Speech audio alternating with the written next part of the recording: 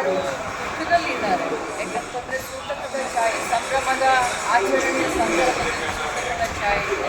ಇದರಲ್ಲಿ ರಾಜಕಾರಣ ಮಾಡ್ತಾ ಇದ್ದೀವಿ, ವಿರೋಧ ಪಕ್ಷದವರಾಗಿರ್ಬೋದು ಅಥವಾ ಸರ್ಕಾರದಲ್ಲಿದ್ದವರಾಗಿರ್ಬೋದು, ಇಬ್ಬರು ಸೇರಿಕೊಂಡು ರಾಜ್ಯದ ಜನತೆಗೆ ಯಾರು ದುಃಖದಲ್ಲಿದ್ದಾರೆ ಆ ಕುಟುಂಬಕ್ಕೆ ಸಾಂತ್ವನ ಹೇಳುವಂಥ ಕೆಲಸ, ನ್ಯಾಯವನ್ನು ಕೊಡುವಂಥ ಕೆಲಸವನ್ನು ಮಾಡಬೇಕಾಗಿರುವಂಥ ಟೈಮೇ ಹೊರತಾಗಿ ಇದರಲ್ಲಿ ರಾಜಕೀಯ ಬೇಳೆಯನ್ನು ಬೇಯಿಸ್ಕೊಳ್ಳುವಂಥ ಟೈಮ್ ಅಲ್ಲ ಇದು. ನಾನು ಸುಮಾರು ಮಾಧ್ಯಮದಲ್ಲಿ ಬೆಳಗ್ಗೆಯಿಂದ ನಿನ್ನೆ ರಾತ್ರಿಯಿಂದ ಏನು ತಾವೆಲ್ಲ ಬಿಂಬಿಸ್ತಾ ಇದ್ದೀನಿ, ನಾನು ಗಮನಿಸ್ತಾ ಇದ್ದೀನಿ.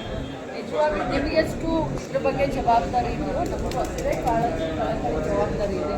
ಇದನ್ನು ಯಾರು ಹೊರಬೇಕು, ಏನು ಮಾಡಬೇಕು ಅನ್ನೋದನ್ನ ಘಟನೆ ನಡೆದು ಹೋಗ್ಬಿಟ್ಟಿದೆ.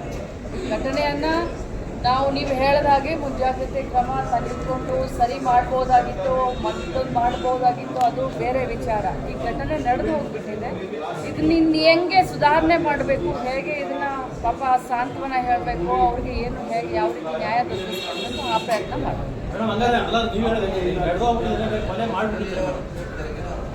ಆ ಶಬ್ದ ನಾನು ಬಳಸ್ತೀನಿ.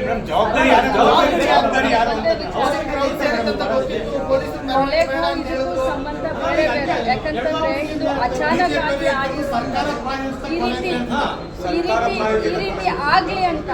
ಈ ರೀತಿ ಆಗ್ಲಿ ಅಂತ ಸರ್ಕಾರ ಆಗಲಿ, ನಾವಾಗಿ ಅಥವಾ ಮಾಧ್ಯಮದವರಾಗಿ ಬಯಸ್ಬೋದಾ? ನಾವೆಲ್ಲ ಜವಾಬ್ದಾರಿ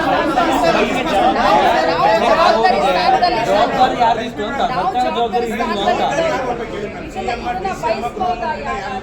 ಯಾರಾದ್ರೂ ಬಯಸ್ಬೋದಾ? ಬಯಸ್ಲಿಕ್ಕೆ ಖಂಡಿತ ಸಾಧ್ಯ ಇಲ್ಲ. ಅದಕ್ಕೆ ನಾನು ಹೇಳ್ತಾ ಇದ್ದೀನಿ, ಬಹಳಷ್ಟು ಬರೀ ಅವ್ರು ಕಳ್ಕೊಂಡಿದ್ದಾರೆ, ಅವ್ರಿಗೆ ದುಃಖ ಆಗಿದೆ, ನಾವು ಅವ್ರ ದುಃಖದಲ್ಲಿ ಭಾಗಿಯಾಗಿಲ್ಲ ಅಂತ ಅಲ್ಲ. ನಮಗೂ ಕೂಡ ಅತ್ಯಂತ ಕಾಳಜಿ ಇದೆ, ನಮಗೂ ಕೂಡ ಅತ್ಯಂತ ದುಃಖ ಆಗಿದೆ ಅಂತ